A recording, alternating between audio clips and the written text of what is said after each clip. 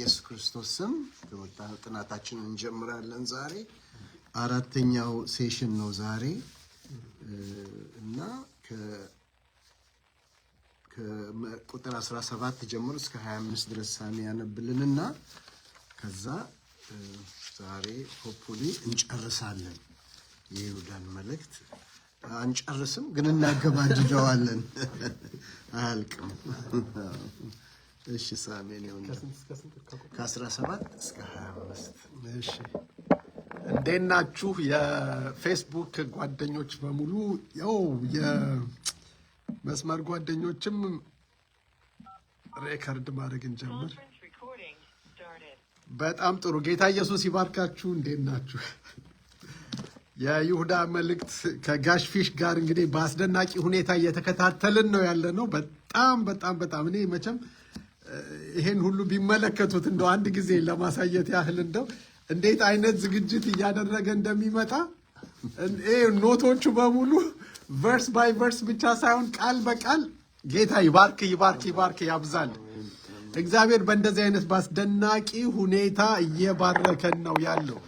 መቼም በዚህ የማንጠቀም በተለይ እኛ የኦስተን ወንጌላዊን ቤተክርስቲያን አባላት ብዙ ፍሬ አለመጠቀም ነው፣ የእግዚአብሔርን በረከት አለማግኘት ነው፣ አለመመገብ ነው። ከዚህ መጉደል ክብር ለእግዚአብሔር ይሁን። ምን እየተከታተልን እየተጠቀምን ያለን ግን እግዚአብሔር ይባረክ ያብዛልን። አሁንም ጋሽፊሽ የጌታ ይባርክ ለማለት ነው። መርጊያ ማዕዝዬ ሙሉም በቤት እዚህ ያሉ ቀድመው የተገኙ በመስመርም የስልክ መስመር ላይ ብዙ ወንድሞች አሉ፣ እህቶች አሉ። ተባረኩ። የይሁዳ መልእክት ቁጥር 17 እስከ 25 እንደዚህ ይላል። እናንተ ግን ወዳጆች ሆይ በጌታችን በኢየሱስ ክርስቶስ ሐዋርያት ቀድሞ የተነገረውን ቃል አስቡ። እነርሱ በመጨረሻው ዘመን በኃጢአተኝነት እንደ ገዛ ምኞታቸው እየሄዱ ዘባቾች ይሆናሉ ብለዋችኋልና፣ እነዚህ የሚለያዩ ሥጋውያንም የሆኑ መንፈስም የሌላቸው ሰዎች ናቸው። እናንተ ግን ወዳጆች ሆይ ከሁሉ ይልቅ በተቀደሰ ሃይማኖታችሁ ራሳችሁን ለማነጽ እየተጋችሁ በመንፈስ ቅዱስም እየጸለያችሁ ወደ ዘላለም ሕይወት የሚወስደውን የጌታችንን የኢየሱስ ክርስቶስ ምሕረት ስትጠባበቁ በእግዚአብሔር ፍቅር ራሳችሁን ጠብቁ።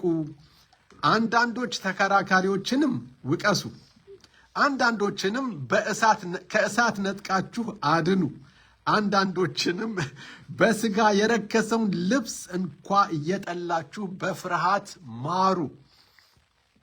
ሳትሰናከሉም እንዲጠብቃችሁ በክብሩም ፊት በደስታ ነውር የሌላችሁ አድርጎ እንዲያቆማችሁ ለሚችለው ብቻውን ለሆነ አምላክና መድኃኒታችን ከዘመን ሁሉ በፊት አሁንም እስከ ዘላለምም ድረስ በጌታችን በኢየሱስ ክርስቶስ ክብርና ግርማ ኃይልም ስልጣንም ይሁን። አሜን አሜን አሜን። ሳሚ እግዚአብሔር አብዝቶ ይባርክ። አሜን። ስለምታደርገው ሁሉ ነገር ስለ አገልግሎት ታንኪዩ።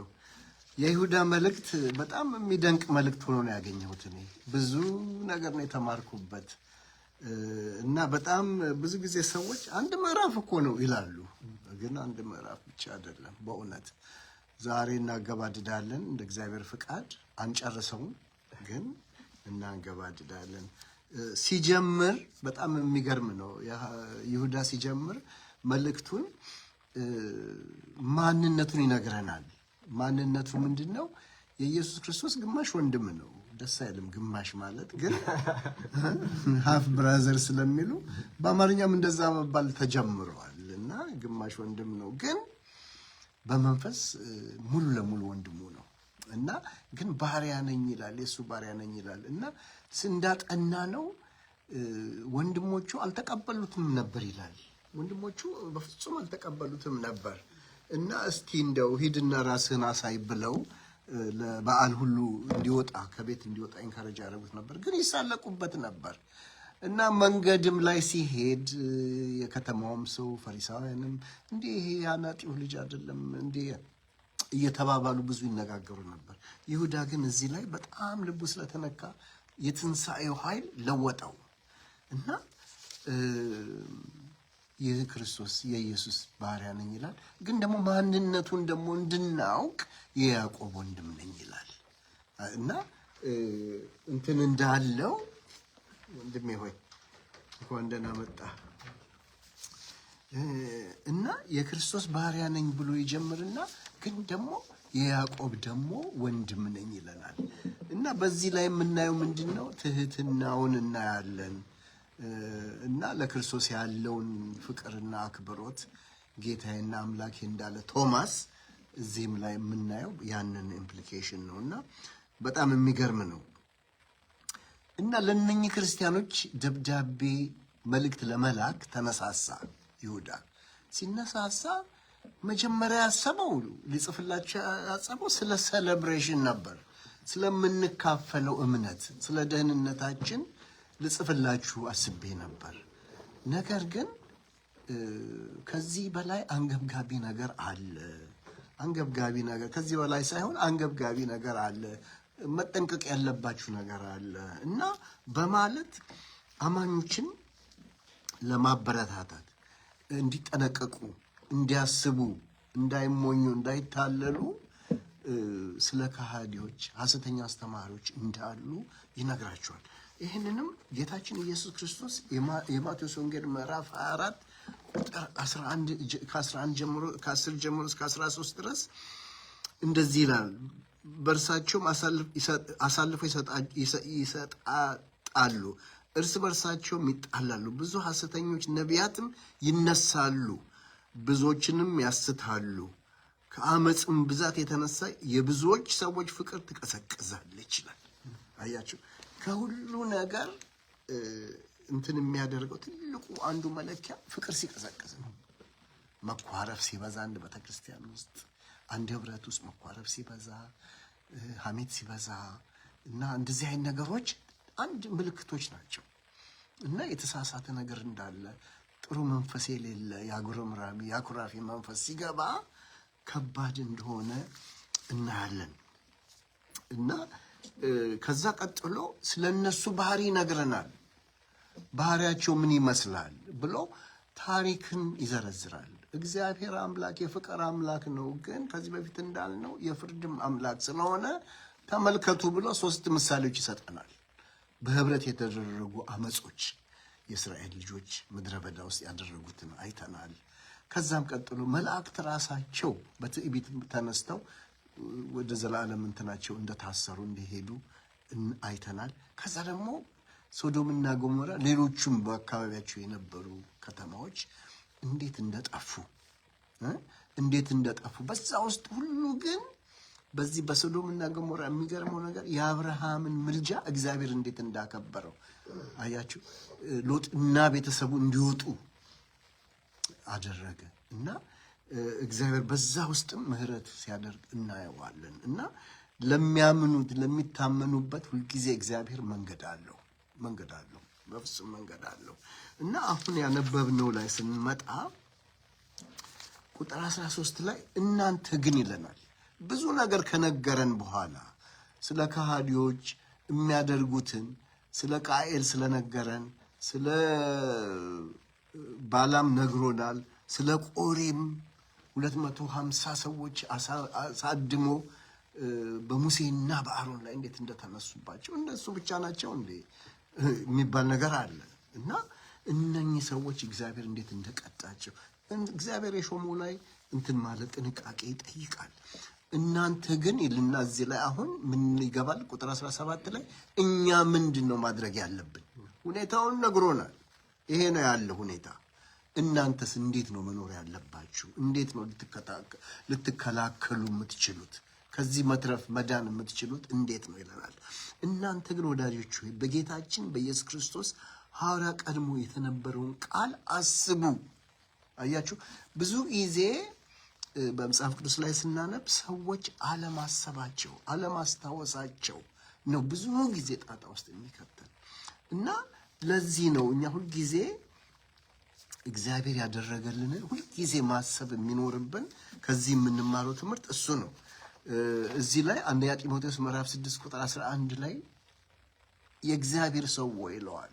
ብዙ ነገር ከነገረው በኋላ አንተ ግን ይለዋል ሐዋርያ ጳውሎስ ለጢሞቴዎስ ከዚህ ሁሉ ሽሽ፣ ጽድቅን፣ እውነተኛ መንፈሳዊ ሕይወትን፣ እምነትን፣ ፍቅርን፣ ትዕግስትንና ገርነትን ሃሌሉያ ተከታተል ይለዋል።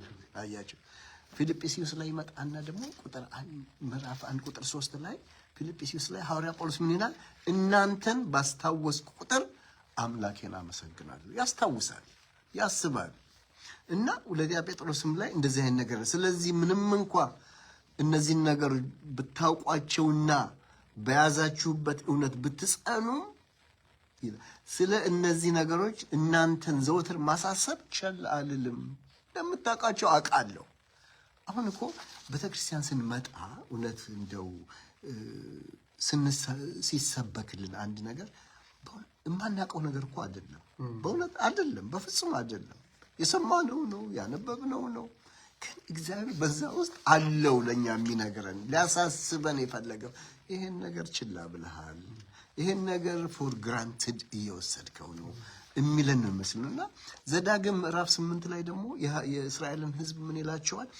አምላክህ እግዚአብሔር ትእዛዞቹን በመጠበቅህና በልብህ ያለውን ለማወቅ ትሁት ሊያደርግህና ሊፈትንህ በእነዚህ 40 ዓመታት በዚህ ምድረ በዳ ጉዞ ሁሉ እንዴት እንደመራ አስታውስ ይላል። ዘዳግም ምዕራፍ 8 ቁጥር 2 ነው አሁን ያነበብኩት። ማስታወስ በጣም ቁልፍ የሆነ ነገር እንደሆነ በተደጋጋሚ እናያለን። ምሳሌም እንደዚህ ይላል፣ ምክርን አጥብቀህ ያዛት፣ አትልቀቃት፣ ጠብቃት፣ ሕይወትህ ናትና ይላል። ስለዚህ ያ ግን ስለምናስበው የማስታወስ ሁሉ ማስታወስ ግን እኔ በጣም ልቤን የሚነካኝ ሉቃስ ወንጌል ምዕራፍ 2 ቁጥር 19 ነው። ጌታችን ኢየሱስ ክርስቶስ ደቀ መዛሙርቱን እንጀራውን አንስቶ አመሰገነ ይላል፣ ቆርሶም ሰጣቸው። ይህን ስለ እናንተ የሚሰጥ ሥጋዬ ነው፣ ይህም ለመታሰቢያዬ አድርጉት። እንዴ እናውቀዋለን አይደል? እንዴ ኢንተሌክቹዋሊ የምናውቀውን ነገር ከመንፈሳችን ጋር መዋሃድ አለበት እያለን ነው። ጌታችን ኢየሱስ ክርስቶስ እንደሞተልን እንደተሰቀለን እናውቃለን። ግን ለምንድን ነው አስቡት የሚለን? አያችሁ፣ እንደዛ ነው። መንፈሳችን እየጠነከረ ሲሄድ ከመንፈሳችን ጋር በአእምሯችን የምናውቀው ነገር ከመንፈሳችን ጋር ሲደባለቅ ያ ነው እንትን የሚሆነን የሚረዳን እሱ ነው። እና የሐዋርያት ሥራን አሁን በባይብል ስታዲ ያጠናን ነው። መንፈስ ቅዱስ ከወረደ በኋላ ጌታ እኔ እመሰርታታለሁ ያለበት ቤተክርስቲያን ስትመሰረት እናያለን። የሐዋርያት ሥራ ምዕራፍ 2 ላይ እናያለን። በኃይል የተሞላች ቤተክርስቲያን ነበረች፣ ፍሬያማ የሆነች አማኞች ፍቅር፣ ደግነት፣ በጎነት፣ ትርጉም ያለው የተቀደሰ ህብረት እንደነበራት እናያለን። በጥቂት ሳምንታት ውስጥ ከ23,000 በላይ የሚሆኑ ሰዎች ነው ወደ ጌታ እንደመጡ የእግዚአብሔር ቃል ይነግረናል። በእውነት የተሞላች፣ በእምነት የተሞላች፣ በፍቅር የተሞላች፣ በተስፋ የተሞላችና ለጠፉትም ግድ የሚላት ቤተክርስቲያን እንደነበረች እናያለን። ጌታ ተመልሶ እስኪመጣ ንጥቀት እስኪሆን ያንን የተረዳችና ያንን በእምነት ጸንታ ለመቆየት የተጋች ቤተክርስቲያን እንደነበረች እናያለን። በዚህ ሁሉ ግን ጌታ ኢየሱስ ራሱ ያስጠነቅቃል። ቅድም ያነበብኳቸው የማቴዎስ ወንጌል ላይ እንዳየነው ያስጠነቅቅ ነበር። ስለዚህ ቁጥር 17 ላይ አሁን ያነበቡ ላይ ለዚህ ነው ቃሉን አስቡ የሚለን። ቃሉን አስቡ ማለት የተነገረውን ቃል አትርሳ ማለት ነው። ቸል አትበል ማለት ነው። ስለ ማስታወስ ብዙ እንትን አለ። ብዙ ጥቅሶችን አሁን አንበናል። መጽሐፈ መክብብ ምዕራፍ 12 ቁጥር 1 ላይ የጭንቀት ቀን ሳይመጣ ፈጣሪህን ምን አድርግ ነው የሚለው? አስብ አስብ አስብ አስብ። አያችሁ ዘዳግም 5:15 ላይ አንተንም በግብፅ ባሪያ እንደነበርክ አስብ፣ አትርሳ። አያችሁ እና በጣም እየደጋገመ እዚህ ላይ የሚለው አስቡ። መጀመሪያ ከሚደረጉት ነገሮች ሁሉ ማሰብ ነው። ማሰብና ጌታ ይቅር እንዳላችሁ አስቡ፣ አትርሱ ይላል። እናንተ አሁን አንዱን ሌላ ወንድማችሁን ይቅር ስትሉ ሁልጊዜ መሰረቱ የሚሆነው ቆላስይስ ምዕራፍ 3 ቁጥር 13 ላይ ጌታ ይቅር እንዳላችሁ አስቡ። በቃ አለቀ። ሌላ መበደላችሁ የታወቀ ነው። እግዚአብሔር አይቶታል መበደላችሁን። ግን ጌታ ይቅር እንዳላችሁ እርስ በርሳችሁ ይቅር ተባባሉ ብሎ ይመክረናል ሐዋርያ ጳውሎስ ቆላስይስ ምዕራፍ 3 ቁጥር 13። ለምንድን ነው የምንረሳው? ሰዎች ለምንድን ነው የምንረሳው? ይሄ ሜሞሪ ሎስ የሚሉት ነው? አይደለም፣ በፍጹም አይደለም። ሜሞሪ ሎስ መቼስ በበሽታም ሊመጣ ይችላል፣ በአእምሮ እንትንም ሊመጣ ይችላል። እሱ አይደለም። ይሄ በልባችን ስለማንሰማ ይመስላል። ብዙ ጊዜ በጆሮአችን እንሰማዋለን፣ ግን እዚህ ውስጥ ከመንፈሳችን ጋር ስለማናዋህደው ያ የመርሳት እንትን ይመጣብናል። እና ኢየሱስ ለእኛን ለማስተማር 7 አብያተ ክርስቲያናትን ሲገመግም እናያለን። ዮሐንስ ራእይ ምዕራፍ 2 እና ምዕራፍ 3 ላይ እናያለን። 7 አብያተ ክርስቲያናትን እንደ ምሳሌ አድርጎ ያቀርብልናል።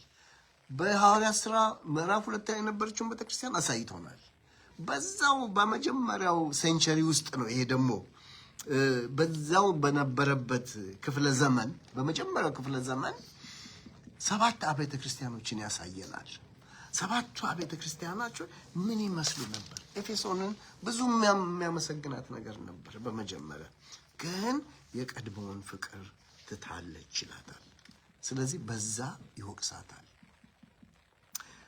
ፐርጋሞምስ ቤተክርስቲያን በጣም ብዙ ብልግና የበዛባት ብዙ የሚነቅፋት ነገር እንዳለ እናያለን። እሷም የተበላሸች እንደነበረች ይነግረን። ቲያትሮ ደግሞ አማኞች በጠቅላላ በክፋት እርስ በርሳቸው በክፋት የተሞሉ እንደነበሩ በተለያየ መንገድ እናያለን።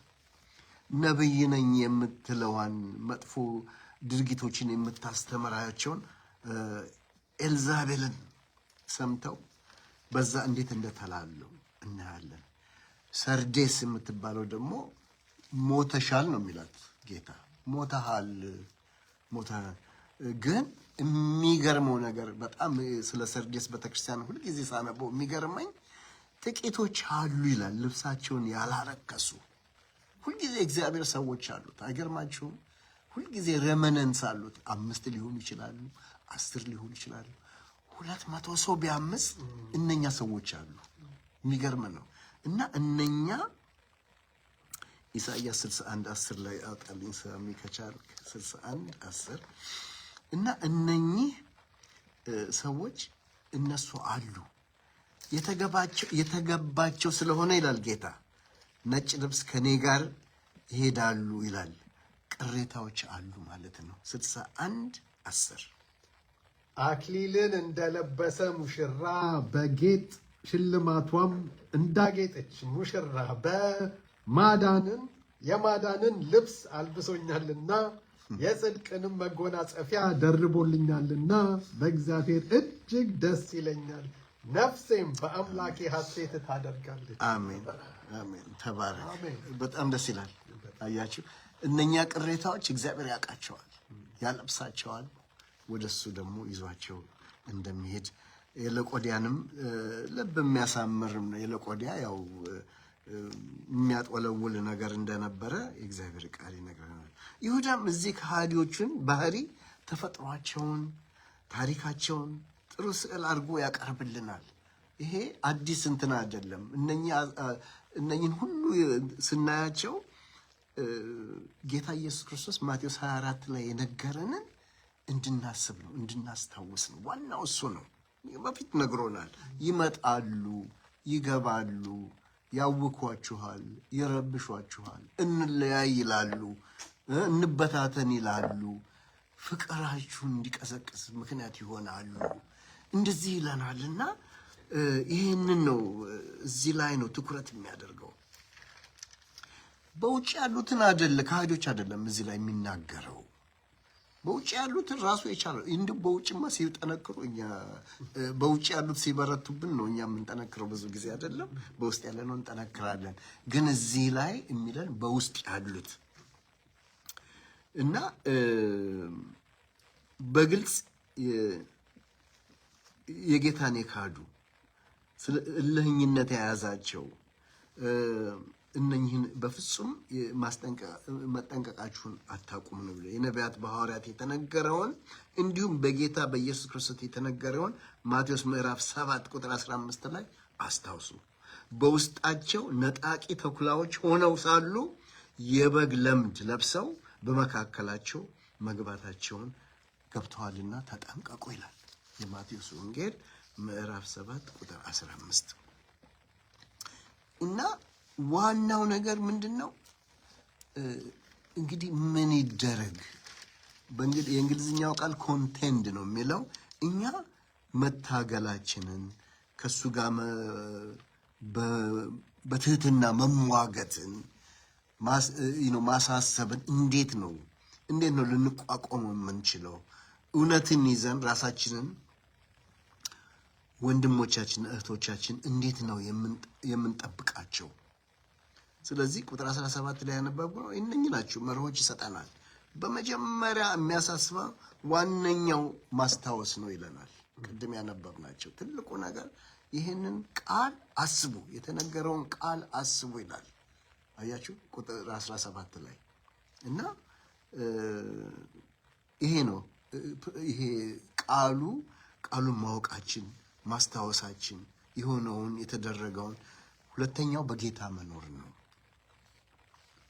ዮሐንስ ወንጌል ምዕራፍ 15 ቁጥር 7 ላይ በእኔ ብትኖሩ ይላል፣ ቃሎችም በእናንተ ቢኖሩ የምትወዱትን ሁሉ ለምኑ ይሆንልማችኋል የሚል ትልቅ የተስፋ ቃል አለን።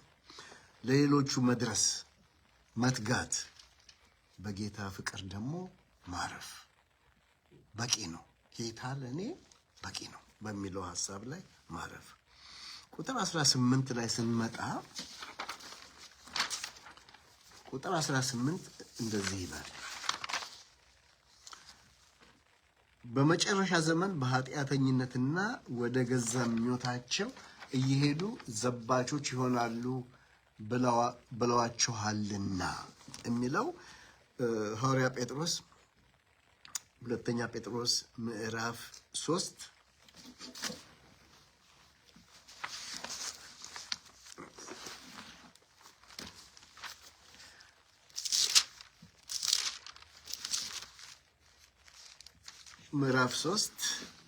ከ1 እስከ 4 ወዳጆቹ ሆይ አሁን የምጽፍላችሁ መልእክት ይህቺ ሁለተኛ አይት ናት።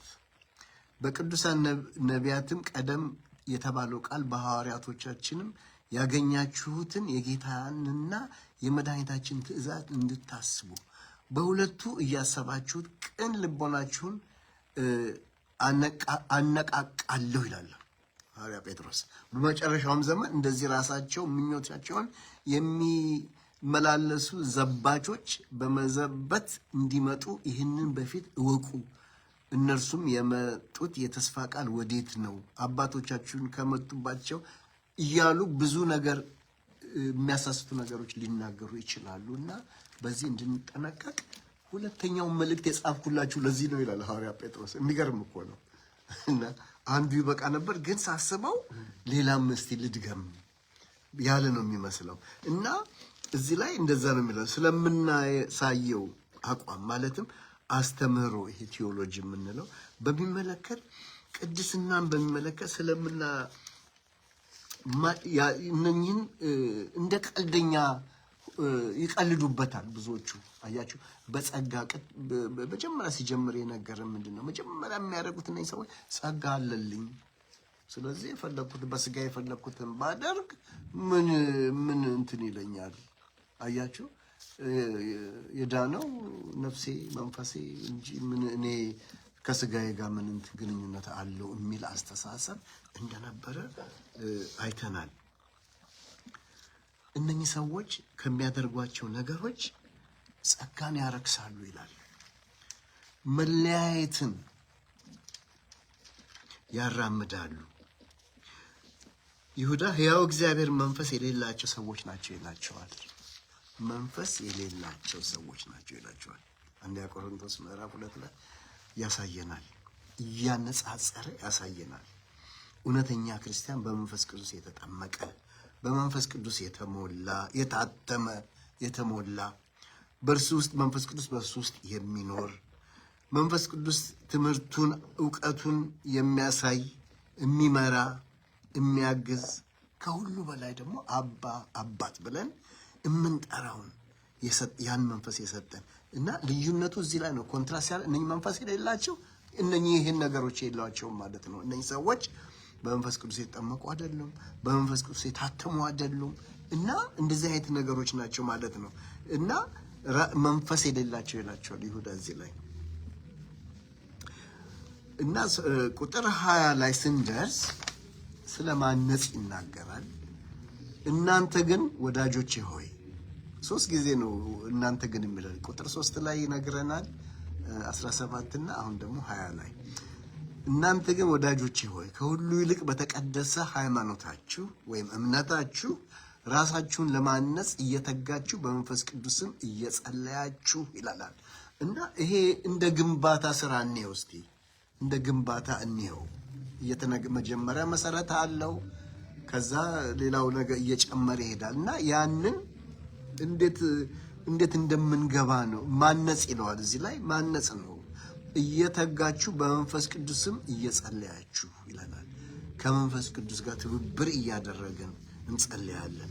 መንፈስ ቅዱስ እየመራን እንጸልያለን።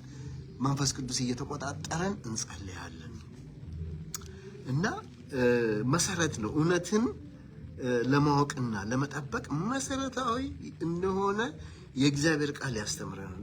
በአስተምሮም ጠንካራ ራስን ማነጽ ህንፃ መገንባት እንደማለት ነው። ያን ዘይቤ ነው የሚጠቀመው። ትርጉሙ ግን መንፈሳዊ ግንባታ የግልነታችን ጤናማ አስተምሮ እንዲኖር በፍቅር የተሳሰርን እንድንሆን ያንን አስተምሮ ያንን ግን መገንባት አለበት። ስራ ይጠይቃል ማለት ነው። አያችሁ እና ለእግዚአብሔር እውነት ቅድሚያ መስጠት የሚያደርገውን ሁሉ ዋና ብቻ ግብ እጅግ ቅዱስ በሆነው እምነታችን ራሳችን ማነጽ ማለት ነው። ለሚመጣው ትግል ለሚመጣው ፈተና ራሳችንን ለመጠበቅ ዋናው በመንፈሳዊ ህይወት ማደግ መጠንከር። ይህም ዋናው መንገድ የእግዚአብሔር ቃል ነው። ተደጋግሞ የተናገረን ነው። ማቴዎስ ወንጌል ምዕራፍ 4 ቁጥር 4 ሰው በእንጀራ ብቻ አይኖርም ይለናል አይደለም? የጌታ የመከረን ምክር ነው ከእግዚአብሔር አፍ በሚወጣው ቃል እንጂ። ስለዚህ ቃል ያ ነው የሚገነባን እና በሐዋርያ ጴጥሮስም ምዕራፍ 1 ቁጥር 2 ላይ እሱን አድርጉ ይለናል። በድህነታችን እንድታድጉ መንፈሳዊ ወተት ተመኙ ይለናል። ነርሽ የሚያደርገን ሐዋርያ ጳውሎስም የሐዋርያ ሥራ ምዕራፍ 20 ቁጥር 32 ላይ እንደዛ ይለናል። የሐዋርያ ሥራ ምዕራፍ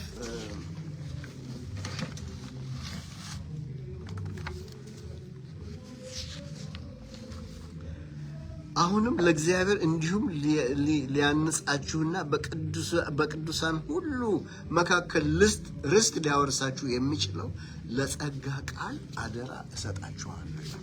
አያችሁ፣ አደራ ለጎረቤት አልሰጠንም። አሜን። አደራ የሰጠን ለማን ነው? ለዚህ ለቅዱስ ቃሉ ነው። እና ይሄንን በደንብ እንትን ይላል። ሊያነጻችሁ በቅዱሳን ሁሉ መካከል ርስት ሊያወርሳችሁ ለሚችለው ማነው የሚችለው? የጸጋ ቃል አደራ እሰጣችኋለሁ ይላልና የሐዋርያ ሥራ ምዕራፍ 12 ላይ ጳውሎስና ባርናባስ አብረው ወደ አይሁድ ምኩራብ ገቡ ይለናል።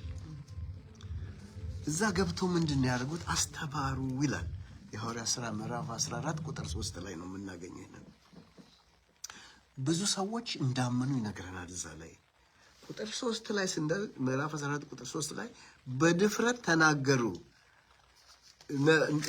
በድፍረት ይናገሩ ነበር ካለ በኋላ የሚናገሩትም የጸጋውን ቃል ያረጋግጥላቸው ነበር። እንዴት ነው የሚያረጋግጥላቸው? የጸጋው ቃል በድንቅና በተአምር ያደርጉ ነበር ይላል። አያችሁ እንዴት እንትን እንደሚሰራ ሁሉም ነገር የሰዎችም ህይወት ይለወጥ ነበር ይላል። በጣም የሐዋርያት ሥራ ምዕራፍ 14 በጣም ጳውሎስና ባርናባስ በምኩራብ ያደረጉትን እግዚአብሔር እንዴት እንደረዳቸው የቃሉ ጸጋ እንዴት እንደተከተላቸው ያንን ያረጋግጥላቸው ነበር። ማረጋገጫው ምን ነበር?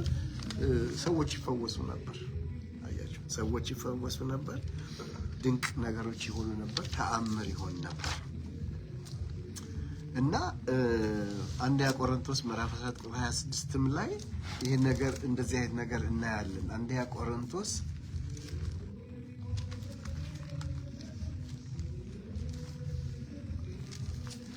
ምዕራፍ 14 ዛሬ ስቶሎ ይወጣል እንጀምር።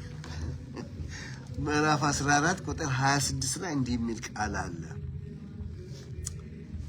እንግዲህ ወንድሞች ሆይ ምንድነው በምትሰበሰቡበት ጊዜ ለእያንዳንዱ መዝሙር አለው፣ ትምህርት አለው፣ መግለጥ አለው፣ በልሳን መናገር አለው፣ መተርጎም አለው። ሁሉ ለምን ይሆን? ለማነጽ ይሁን ይላል። አያችሁ እንዴት ቸር ነው!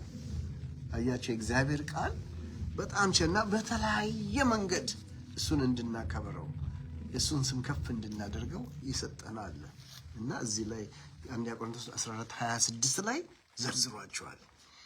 ብትዘምሩ፣ ብታስተምሩ፣ በልሳን ብትናገሩ፣ ብትረጉሙ፣ ይህን ሁሉ ብታደርጉ ለምን ይሁን? ለማነጽ ይሁን።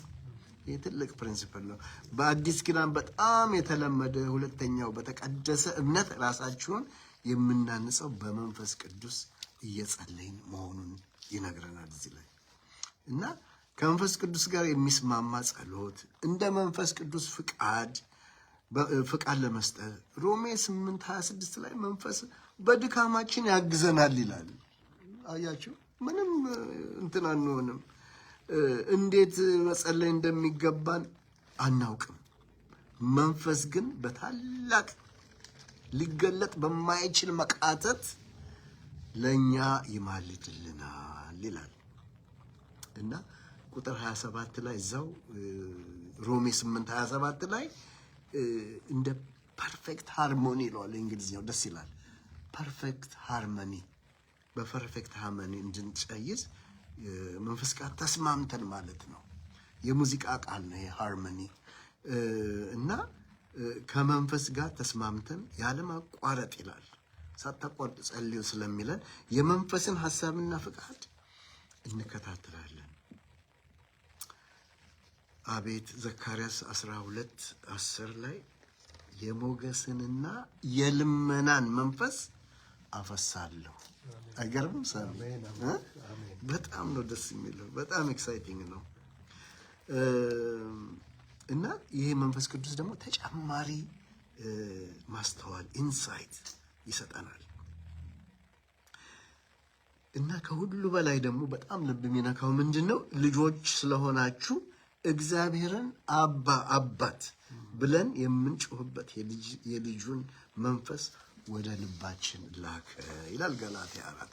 ማለትም እግዚአብሔር አባታችን ስለሆነ በመንፈስ ቅዱስ የሚመራን በመንፈስ የሚነዳ ጸሎት እንደማለት ነው። በመንፈስ ቅዱስ ስንጸልይ ቁጥር 21 ወደ ዘላለም ሕይወት የሚወስደውን የጌታችን ኢየሱስ ክርስቶስን ምሕረት ስትጠባበቁ በእግዚአብሔር ራሳችሁን ጠብቁ። እላይ ሲጀምር ምን ይላል? በክርስቶስ ተጠብቃችኋል ይለናል። እዚህ 21 ላይ ደግሞ ሲመጣ ራሳችሁን ጠብቁ ይለናል። ይሄ ቴንሽን አለ። ግን እኔ እግዚአብሔር አንድ ነገር አስተማረኝ። ያው ምንድነው? ታፍዬ እንዴት አደርክ? ይሄንን ቴንሽን ይሄንን እንትን ፍጥጫል በለው በላይ ክርስቶስ ይጠብቃችኋል፣ እዚህ ደግሞ ራሳችሁን ጠብቁ ይላል እና ሳስበው ምንድነው ያሰብኩት? ልጆቻችን ሕፃናት ሆነው መንገድ ሲያቋርጡ እጄን ያዘኝ ትለዋለህ አይደለም? ሊዲያ እጅህን ትይዛለች። አሁን እንግዲህ እሷም ትይዛለች፣ አባትም ይይዛል እና ያቋርጣሉ። ቆይ እንሂድ ስልሽ ነው የምትሄጂው። እሺ ወደ ግራ ወደ ቀኝ አይተን መኪና ሳይኖር እንሻገራለን። ግን የማመያዝ ነው የሚበልጠው? የማመያዝ ነው ዋነኛው መያዝ? የሳሚ ነው ወይስ የሊዲያ ነው? አባትየው አሳልፎ አይሰጥም። አያችሁ፣ እንደዛ ነው ማለት ነው። እርግጥ ነው ሊዲያ እጇን መስጠት አለባት ለአባቷ። እኛም እንደዛ ነን፣ እጃችን ለክርስቶስ እንሰጣለን። ግን የሚይዘን ዋናው ያዣችን እሱ ነው።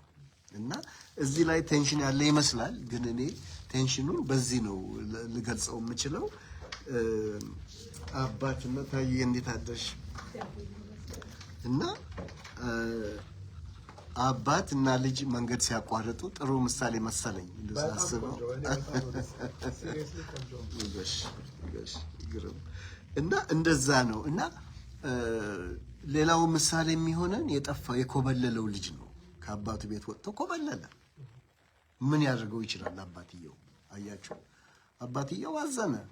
ሄዶ ግን ልጁ ተሰቃየ። መጨረሻ ላይ መጥቶ አባቱ ይቅር አለው እና የአባቱ ጥበቃ የአባቱ ሁሉ ነገር ያለበት ቦታ ነው ጥሎ የሄደው። እና እንደዚህ አይነት እንትን አለ። እግዚአብሔር እርግጥ ነው ጠባቂያችን እሱ ነው። እኛም በሱ ፍቅር ውስጥ 21 የሚለን ይሄንን ነው። በክርስቶስ ምሕረት ስለተጠባበቁ በእግዚአብሔር በተቀደሰ ምን ያላል አንዳንድ የሚወስዱ ጌታችን ኢየሱስ ክርስቶስ ምሕረት ስትጠባበቁ በእግዚአብሔር ፍቅር ራሳችሁን ጠብቁ ይለናል። ያዕቆብ 1:25 ሳሚ ያነበልን። ያዕቆብ 1:25 ነገር ግን ነፃ የሚያወጣውን ፍጹሙን ሕግ ተመልክቶ የሚጸናበት ስራንም የሚሰራ እንጂ ሰምቶ የሚረሳ ያልሆነ በስራው የተባረከ ይሆናል። አሜን፣ አሜን፣ አሜን። ይሄንን ነው የሚያሳስበን፣ መጽናት። የእግዚአብሔር ፍቅር በራሳችሁ ጠብቁ ይላል። ጽኑ ማለት ነው እና ቁጥር 22 ላይ ስንደርስ አንዳንዶች ተከራካሪዎችን ውቀሱ፣ አንዳንዶቹም ከእሳት ነጥቃችሁ አውጡ ይለናል። በዚህ ሁሉ ግን እዚህ ላይ ቁጥር 22 ላይ የሚያሳስበን ምንድን ነው? ኃላፊነት አለባችሁ ነው የሚለን። ሰዎች ዝም ብሎ ሲያፈነግጡ ዝም ብላችሁ አትዩ። ምንድን ነው እስቲ እንነጋገር፣ ምን አለ ብሎ እሳት ውስጥ ያሉትን ሰዎች ነጥቃችሁ አውጡ ነው የሚለን። ተከራካሪዎችን ውቀሱ ምንድን ነው?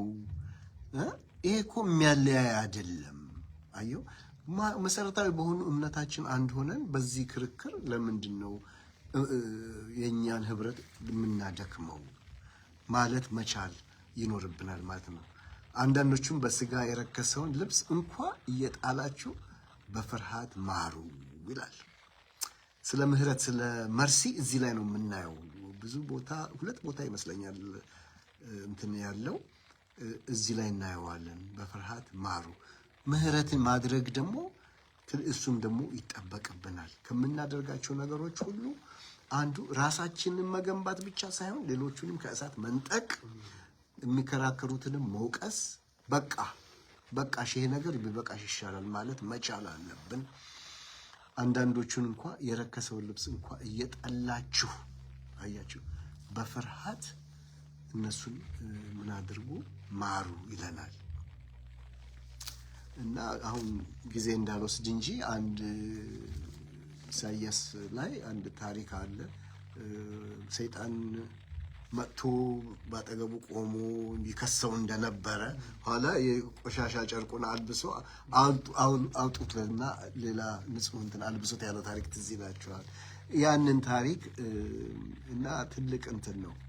ስለዚህ ፍርሃት ማሩ ይለናል። በፍርሃት ነው። ቁጥር 24 ላይ ሳትሰናከሉም እንዲጠብቃችሁ አያችሁ፣ በክብሩም ፊት በደስታ ነውር የሌለባችሁ አድርጎ እንዲያቆማችሁ ለሚችለው ይላል። እና አቤት በጣም ይገርማል። ምሳሌ 11:30 ላይ የጻድቅን ፍሬ የሕይወት ዛፍ ናት፣ ነፍሳትን የሚማርክ ጠቢብ ነው ይላል። ስለዚህ እነኝህን ሰዎች ካሉበት ሁኔታ ማውጣትና እነሱን መጠበቅ በጣም በጣም አስፈላጊ እንደሆነ እናያለን።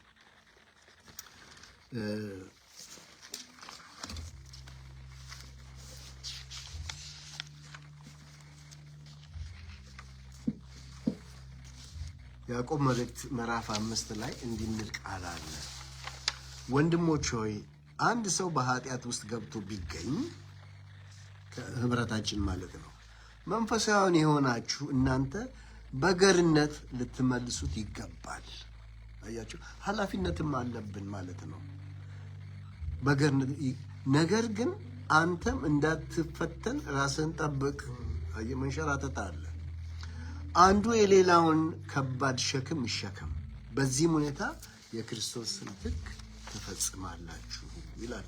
ተሰሎንቄም ላይ አንደኛ ተሰሎንቄ ምዕራፍ 5 ላይ ወንድሞቼ ይህንን እመክራችኋለሁ ይላል ሐዋርያ ጳውሎስ። ስራ ፈቶችን ገስጿቸው፣ ፈሪዎቹን አደፋፍሯቸው፣ ደካሞቹን እርዷቸው፣ ሰውን ሁሉ ታገሱ። እንዴት ነው የሚቻለው? ሰውን ሁሉ ታገሱ ይለናል። እና እዚህ ላይ ያው እኔ የወንድሜ ጠባቂ ነኝ ያለ ቃየል ይገርማል። ነው ግን ነው እኮ እሱን ነው የሚለን እኮ ይሁዳ አሁን አይደለም እኔ የወንድሜ ጠባቂ ነኝ እንዴ አለ። አዎ ነህ፣ ሁላችንም ነን ማለት ነው። እንዳሁን እንዳነበብነው ቃል ወንድሞቻችንን መምከር፣ መገሰጽ፣ በቃ አቁም ማለት ይጠበቅብናል ማለት ነው። እና በድፍረት እንዲናገር ሆነ። ቃየል በድፍረት ተናገረ። ለተጠራጣሪዎች ምህረት አድርጓላቸው ይላል። ምህረት የሚለው ቃል በመጀመሪያ በአዲስ ኪዳን የምናየው እዚህ ማቴዎስ ምዕራፍ 5 ቁጥር 7 ላይ ይሄ የተራራው ስብከት የሚባለው ላይ ነው። ምህረት የሚያደርጉ ብፁዓን ናቸው ይላል። ማቴዎስ 5:7 ላይ ነው። አሁን ደግሞ በይሁዳ ላይ እንደገና እናገኘዋለን ምህረት የሚለውን ቃል አሞጽ 4:11 ታገኘዋለህ። በኢንዴክስ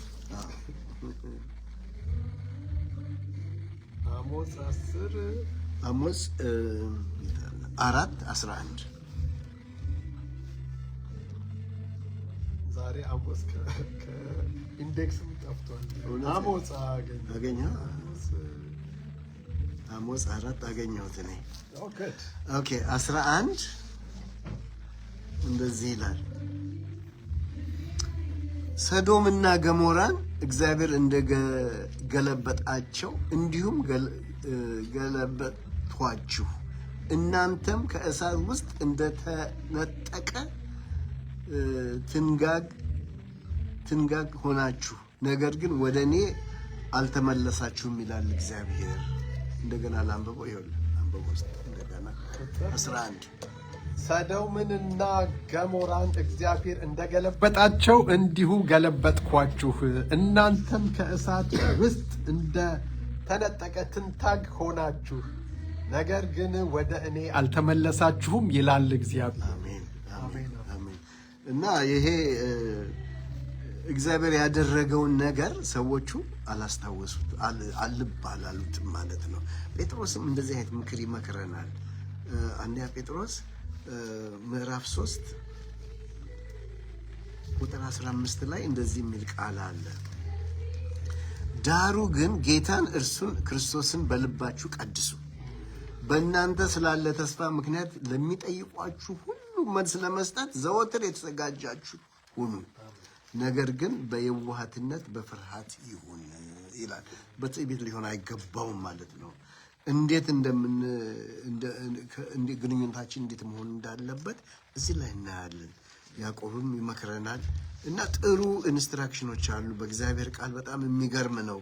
እኔ ዘካርያስን መጽሐፍ ብዙ አላቅም ነበር፣ ግን እግዚአብሔር በዘካርያስ መጽሐፍ ብዙ ነገር እንዳደረገኝ። ዘካርያስ በጣም የሚገርም በእውነት የእግዚአብሔር ቃል የሚገርም ነው።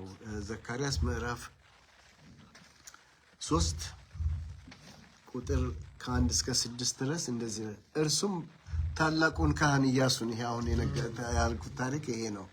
ታላቁ ካህን ኢያሱን በእግዚአብሔር መልአክ ፊት ቆሞ አሳየኝ። ሰይጣንም ይከሰው ዘንድ በስተቀኙ ቆሞ ነበር። እግዚአብሔር ሰይጣንን ሰይጣን ሆይ እግዚአብሔር ይገስጽህ፣ ኢየሩሳሌምን የመረጠ እግዚአብሔር ይገስጽህ፣ በውኑ ይህ ከእሳት የተነጠቀ ትንጋት አይደለምን አለው። ኢያሱም እድፉም ልብሱም ለብሶ በመልአኩ ፊት ቆሞ ነበር። እርሱም መልሶ በፊቱ የቆሙትን እድፋሙንም ልብስ ከእርሱ ላይ አውልቆ አላቸው። እርሱንም እነሆ አበሳህን ካንተ አርቄአለሁ፣ ጥሩ ልብስም አለብሰሃለሁ አለው። እግዚአብሔር ሲረዳ እርዳታው ሙሉ ነው፣ ሙሉ እርዳታ ነው። ይህን ሰው ልብሱን ብቻ አይደለም የለወጠው፣ መንፈሱንም ነፍሱንም ሁሉንም እንዲስተካከል አደረገው እና የእግዚአብሔር ለውጥ ማልታይ ዲሜንሽናል ለውጥ ነው በእውነት። እና እዚህ ላይ ዘካርያስ ብዙ ነገር ስለዚህ ነው አንዳንዶቹን ከእሳት ነጥቃችሁ አውጡ የሚለን የሚመክረን ይሁዳል። ከዘላለም ጥፋት አድኗቸው። የሎጥን ቤተሰብ አይተናል። አብርሃም እንዴት እንደማለደላቸው እና እንዴት እንደጸለየላቸው እግዚአብሔር ደግሞ እንዴት እንደሰማው አይተናል። በመጨረሻ ቁጥር 25 ላይ በጣም የሚገርም የቡራኬ አለ። ሳትሰናከሉ እንዲጠብቃችሁ በክብሩም ፊት በደስታ ነውር የሌለባችሁ አድርጎ እንዲያቆማችሁ ለሚችለው ብቻውን ለሆነው አምላክና መድኃኒታችን ከዘመን ሁሉ በፊት አሁንም እስከ ዘላለም ድረስ በጌታችን በኢየሱስ ክርስቶስ ክብርና ግርማ ኃይልም ስልጣንም ይሁን አሜን ይላል። አሜን ይሁን ማለት ነው አይደለም? አሜን። እና ይህ ቡራኬ በጣም የሚገርም ቡራኬ ነው። ይሁዳ መልእክቱን ሲጨርስም በትልቅ ተስፋ ነው የሚጀምረው። ለአማኞች ያለንን ተስፋ በመንገር ይጀምርና የእግዚአብሔር ቃል በጣም የሚገርም ነው። አሁን ሮሜ ምዕራፍ 8ን ስናጠና ኩነኔ የለባችሁም ይለናል ምዕራፍ 1 ላይ። ሲጨርስ ደግሞ ከክርስቶስ ፍቅር ማን ነው የሚለየን ይላል። የሚገርም ነው፣ በጣም የሚገርም ነው። እና ይሁዳም እንደዛ ነው። እናንተ ማንነታችን በክርስቶስ የሆነውን መጠራታችን፣ መወደዳችንን፣ መጠበቃችንን ሁሉ ካረጋገጥልን በኋላ እዚህ ደግሞ በሁሉ ፊት እስከ ዘላለም ድረስ በጌታችን በኢየሱስ ክብርና ግርማ ኃይል ስልጣን ይሁን ከማለቱ በፊት በክብሩ ፊት በደስታ ነውር የለባችሁ አድርጎ የሚያቆማችሁ። በጣም የሚገርም ለማግኘት በጣም ከባድ ነው ለምንትን ለማለት ግን ክብር ለእግዚአብሔር ይሁን። ሲጀምርና ሲጨርስ ለአማኞች ትልቅ ተስፋ፣ ትልቅ ማጽናናት፣ ትልቅ ይደጋግምላ። ምንም እንኳ ስለ ሐሰተኞች የሚያጽናና ቃል ባይኖርም እንድናቆም የሚፈልገው ግን መጠበቃችንን ከነቀፋ በላይ ሆነ በደስታ በክብር ፊት ሊያቆመን መዝሙር 37ን ላነባለሁ። መቼስ የግድ መዝሙር 34ን ሳናነብ መዝሙር 37 ቁጥር 3 እና 4 ሳሚ አንብበልን። 37 3 እና 4 በእግዚአብሔር ታመን መልካምንም አድርግ፣ በምድርም ተቀመጥ፣ ታምነህም ተሰማራ። አሜን አሜን። ይሄ ነው የሚመክረን።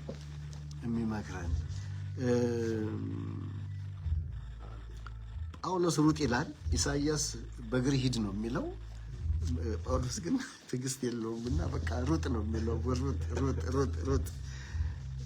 ክብር ይላል፣ ግርማ ይላል፣ ኃይል ይላል፣ ስልጣን ይላል። ዕብራውያን 1 ላይ 3 ላይም እነኚህን ቃሎች እናያቸዋለን። ዕብራውያን 3 ላይ ዕብራውያን 1 ቁጥር 3 ላይ እንደዚህ የሚል ቃል እርሱም የክብሩ መንጸባረቅና የባህሪው ምሳሌ ሆነ፣ ሁሉም በስልጣኑ ቃል እየደገፈ ኃጢአታችንን በራሱ ካነጻ በኋላ በሰማያት በግርማውም ቀኝ ተቀመጠ። ስለዚህ እዚህ ላይ ክብር እናያለን፣ ስልጣን እናያለን፣ ግርማም እናያለን። አያችሁ ሁሉንም እዚህ ጋር አጠቃሎ ያመጣዋል። ክብር ሲሆን ብርሃን ይታያል። እረኞቹ መጀመሪያ በሉቃስ ወንጌል ምዕራፍ 2 የጌታ መወለድ ሲመሩ መጀመሪያ ያዩት ምንድነው? ብርሃን ያዩት። ብርሃንና እየተከተሉ ሄዱ ይላል ሉቃስ ወንጌል ምዕራፍ 2 ቁጥር 9 ላይ። ሐዋርያ ጳውሎስም ጌታ ሲገናኘው የሐዋርያት ሥራ ምዕራፍ 9 ላይ ብርሃን ነው የበራው አይደለም? ብርሃን በራ፣ አይኑ ማየት እስኪያቅተው ድረስ ነው የሆነው። የሐዋርያት ሥራ 22:11 ላይ ይሄን ነገር ይናገራል ሐዋርያ ጳውሎስ። አይኑን እንዳሳወረው እናያለን። ስለ ግርማ ደግሞ ስናስብ ከምንም ጋር ልናወዳድረው የማንችል የእግዚአብሔር መገኘት ነው። ሁሉን የሚያውቅ እና ከሁሉ በላይ የሆነ ስልጣን ያለው የሁሉ ገዢ ኃያል የሆነ አምላካችን የሚያሳይ ነው። አምኒፖተንስ፣ አምኒፕሬዘንስ፣ አምኒሽንት የሚባሉ ቃላቶች አሉ። እነኚህ ምንድነው? የእግዚአብሔርን ኃይል አምኒፖተንስ ኃይሉን ይነግረናል። ኦምኒፕሬዘንስ ሁሉ ቦታ እንዳለ ይነግረናል። ኦምኒሸንት አዋቂ ነው። ለዚህ ነው ያ መዝሙር የምንወደው፣ አዋቂ ነህ ብለን የምንዘምረው ለዚህ ነው። እውነት ነው። ይሁዳ ቃላት ያጥሩታል። እሱን ነው የምናየው እዚህ ላይ። እኔ የማየው እሱን ነው። የሚመስልህ የለም ይላል። እንደ ዳዊት እንደዛ ሆነ እንደሆነ የእግዚአብሔር ቃል ይነግረናል። አንደኛ ዜና መዋዕል ላይ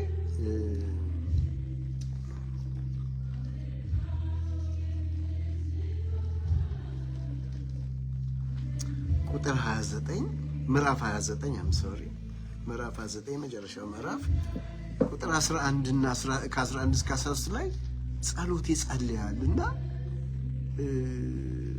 ቃላት ያጠሩት ነው የሚመስለው።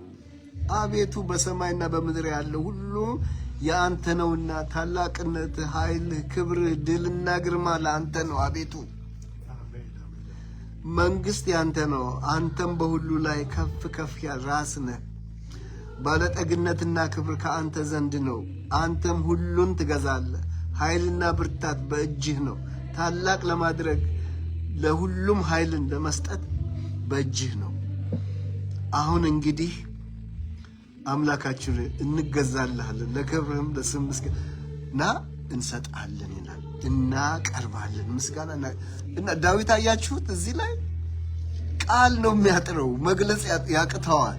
የእግዚአብሔር ማንነት በቃ ይገነፍልና ምን እንደሚል እንኳ በቃ ይደጋግመዋል። ክብር ኃይል፣ ክብር ኃይል፣ ክብር ኃይል እያለ ይደጋግመዋል። በጣም የሚገርም ጸሎት ነው እና ይሁዳም እንደዛ ነው የሆነው። በቃ ምን ያደርግ ልቡ ሞላ እና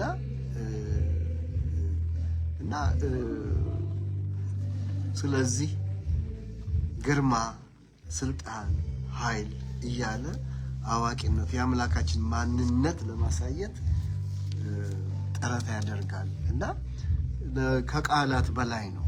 እግዚአብሔርን ለመግለጽ ከቃላት በላይ ነው፣ አንችልም። እና ግን ቸር ስለሆነ ይኸው ያስተምረናል፣ ይነግረናል። በትንሹም ይሁን በእንትኑ በይሁዳ በኩል አስተማረን። እግዚአብሔር ክብር ለእግዚአብሔር ይሁን።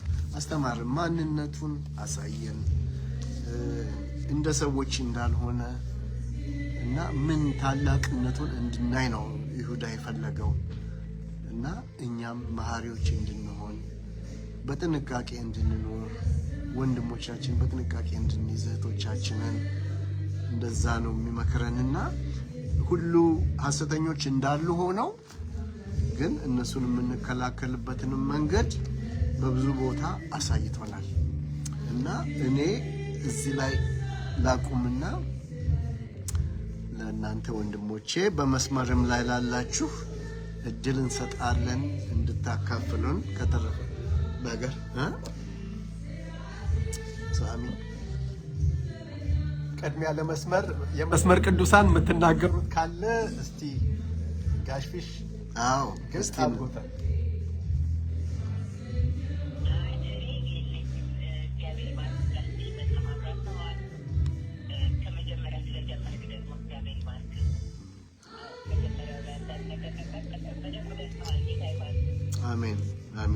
ላሜ? እግዚአብሔር ይመስገን። እዚህስ ያላችሁ ወንድሞች እህቶች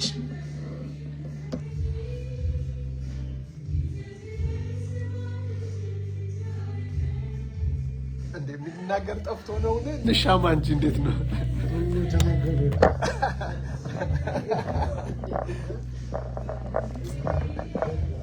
ብለኸዋል ይላል። ሁሉ ተነገረ እኮ። ክብር ለእግዚአብሔር። እውነት ነው። ምንም የቀረ ነገር አይመስልም። በጣም ደስ በሚል ሁኔታ ነው እየፈታታ ያጎረሰን ወንድማችን ጋሽፊሽ። መንፈስ ቅዱስ ተጠቅሞብህ የመንፈስ ቅዱስን ኃይል እኔ አጠገቡ በመቀመጤ ነው መሰለኝ። ክብር ለእግዚአብሔር ይሁን። ቃሉን ብቻ ሳይሆን ኃይሉንም ነው። በእውነት የእግዚአብሔርን ኃይል ነው እየተካፈልኩ ያለሁትና ያ ይሁንልን። ከእግዚአብሔር መገኘት የተነሳ ከመንፈስ ቅዱስ ኃይል የተነሳ ይሄ ለሰው አእምሮ በላይ የሆነ የእግዚአብሔር ቃል ሲፈስልን ደስ ይላል በጣም። እንደው አንዳንድ ግን እንደው በዚህ ነገር እንደተነጋገርን እኔ እንጃ። አሁን ይህንን ነገር የይሁዳን መልእክት ስንመለከት ብዙዎችን እንግዲህ ሐሰተኞች እንዳሉ በብዙ ይናገራልና ማን ሊተርፍ ይችላል? እንደዚሁ ካሰብ ነው የእውነት አሁን እንደው ከፓስተሮች አንጻር ከሐዋርያቶች አንጻር እንኳን በጣም ባላንሱን መጠበቅ እንዳለብን እንዳንረሳ ብዬ ነው። በዚህ ቃል ተነስተን እኮ ወንድማችን ሐዋርያው ጳውሎስን ይሄ ሐዋርያው ጳውሎስ ስንት ቃል የጻፈልንን እንኳን ልንወቅሰው እንችላለን ማለት ነው። ሐዋርያው ጴጥሮስን እንደዚህ አድርጎ ብለን ግብዝነት አጠቃው ብለን ለሐዋርያው ጴጥሮስም ግብዝ ነውና እሱን መስማት አይገባም ወደሚለው ሐሳብ ልንሄድ እንችላለን። እርስ በርሳችንም አንዳንድ ነገሮችን እያየን ልንያዝ እንችላለን። በሰዎች ፓስተሮችን፣ የቤተ ክርስቲያን ሽማግሌዎችን፣ ዲያቆናትን እንደዚህ እጃችንን እየጠነቆልን ከሌ ብለን ልንጠነቋቀል እንችላለን። ግን እዚህ ላይ ደስ ያለ ነገር እንደው እኔ በወስደው ለራሴ ለወስደው ይገባኛል ብዬ የምወስደው ቃል ከዚህ ከይሁዳ መልእክት የተባለ ሁሉ እንዳለ ሆኖ ማለት ነው። ቁጥር 20 ላይ እናንተ ግን ወዳጆች ሆይ ከሁሉ ይልቅ በተቀደሰ ሃይማኖታችሁ ራሳችሁን ለማነጽ ትጉ ይላልና ራሴን ለማነጽ እንድተጋ እግዚአብሔር ጸጋውን ያብዛልኝ ነው የምለው። ኃላፊነትን ወስጄ በእኔ በኩል ልተጋበት የሚገባኝን ነገር እንድተጋ። እንደገና ቁጥር 21 ላይ በመንፈስ ቅዱስም እየጸለያችሁ ወደ ዘላለም ሕይወት የሚወስደውን የጌታችንን የኢየሱስ ክርስቶስን ምሕረት ስትጠባበቁ በእግዚአብሔር ፍቅር ራሳችሁን ጠብቁ ይላልና በእግዚአብሔር ፍቅር ራሴን እንድጠብቅ ሌሎችን ፓስተሮችን፣ ሽማግሌዎችን ስመለከት በእንደዚህ አይነት ፍቅር እንዳስባቸው ራሴን መጠበቅ እንዳለብኝ፣ ዲያቆናትን፣ መዘምራንን፣ ቃል የሚያመጡልንን እነዚህን ሁሉ በእግዚአብሔር ፍቅር እንድጠብቅ ራሴን እያሳሰብኩ እንድኖር ነው እንደው አገኘሁ የምለው ነገር ለማለት ነው። በእርግጠኝነት ሁሉም የሚናገሩት አላቸው እርግጠኝነት። ወደ ማን ልምጣ?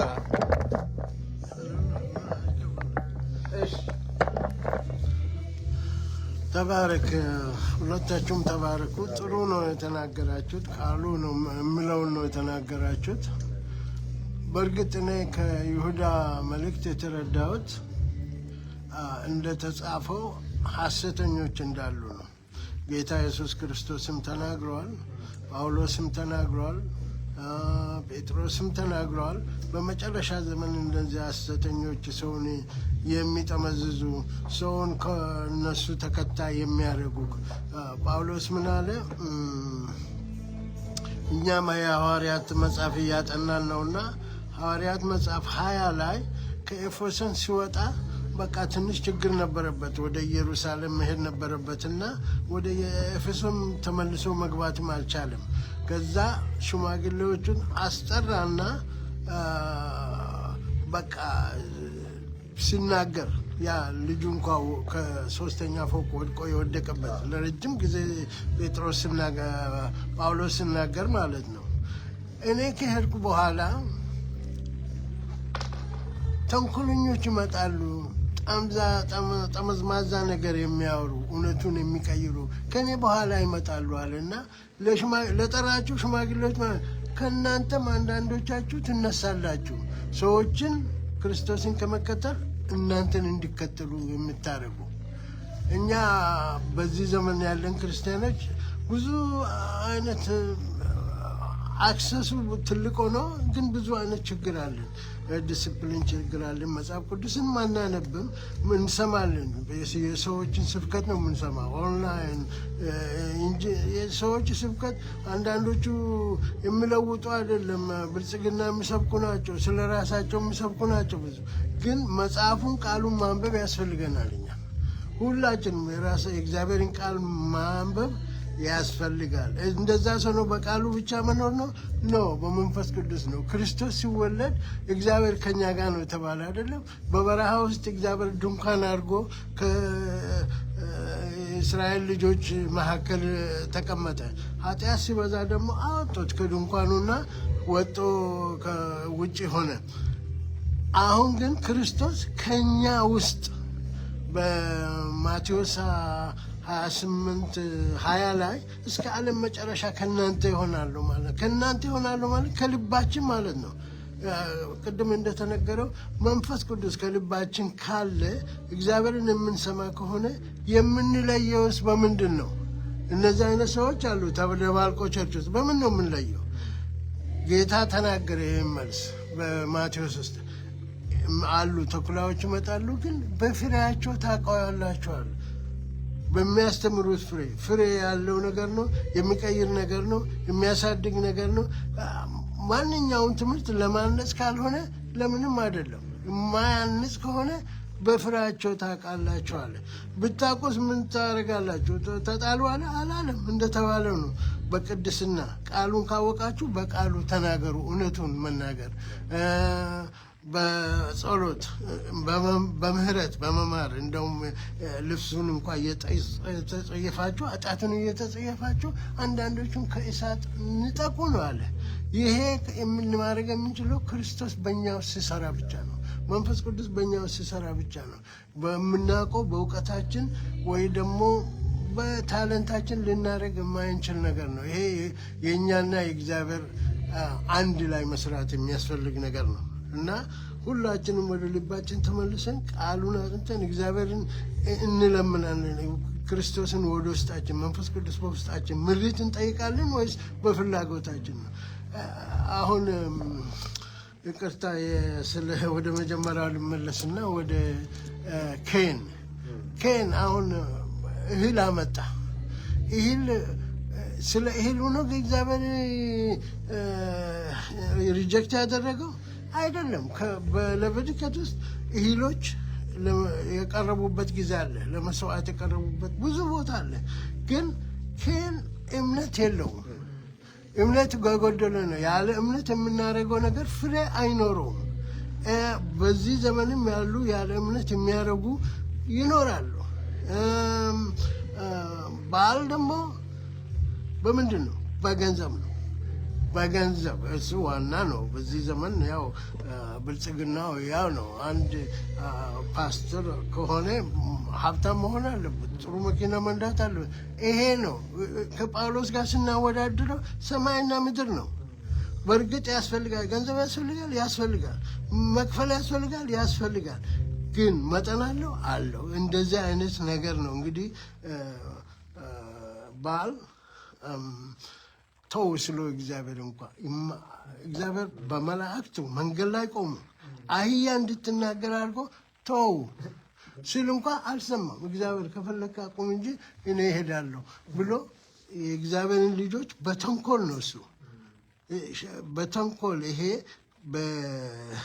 እንዴት ነው በጮሌነት ሄዶ እኔ ልረግማቸው አልችልም፣ ግን እንደዚህ ቢያረጉ ብታስደርግ እግዚአብሔር ይርቃቸዋል።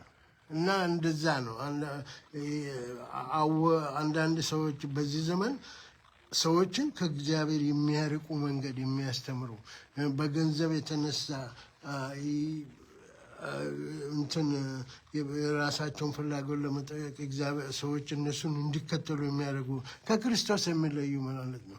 ፓስተሮች፣ ኤቫንጀሊስቶች፣